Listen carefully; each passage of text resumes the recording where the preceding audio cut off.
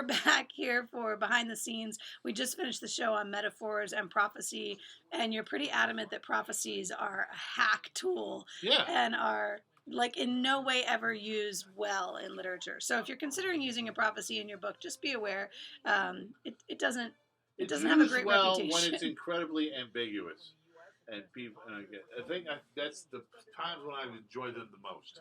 As if they're ambiguous. Yes.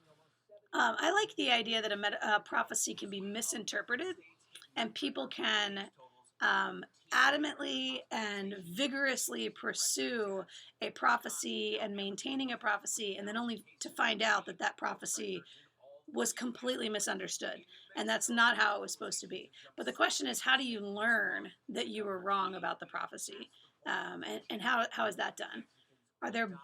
Can we think of any stories that do that? That pursue a wrong prophecy? Oh, I can't remember. Not at the top of my head. I feel like that might be part of the Night Circus. Indiana Jones and the Temple of... Temple of Doom? No, not the Temple of Doom. Yeah, Raiders of the Lost Ark. No, the third one. Oh, The Last Crusade. Yeah. Yeah. They were...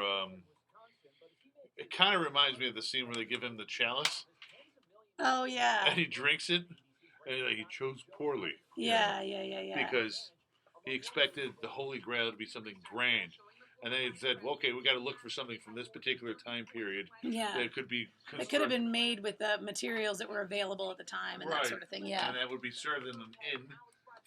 I think any of these stories that are about the Fountain of Youth or the original Chalice of Christ, like these kind of historical artifact stories probably have some kind of prophecy associated with them. Yeah, the Holy Grail and the chalice are two different stories that got mixed together in Arthurian legend.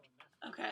Right. You don't hear the Holy Grail until it was an unfinished ballad by, I can't remember his name, it was a Frenchman.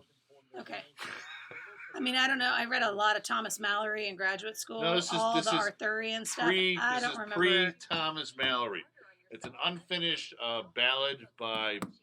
God. I was going to say I don't remember any of it. That's what happens in graduate school is you read a ton of stuff by people you're never going to read again and you don't remember any of it. And it wasn't the fact that it was a grail, it was the fact that the guy could... It's based on the legend of the Fisher King. That if you drink it, you live forever. No. That's the problem. He didn't... The grail, you know what a grail is? It's a meat dish. Okay. Where you can also put a big sturgeon in the center, so it's a sort of bowl like this. Okay.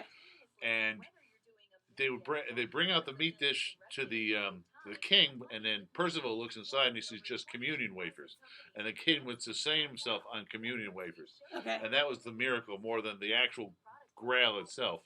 And they all thought he was magical, but in fact he was. No, that was just using the. It was just, using the power of Christ to sustain him. And then eventually that got mixed up with the story of the Holy Cup.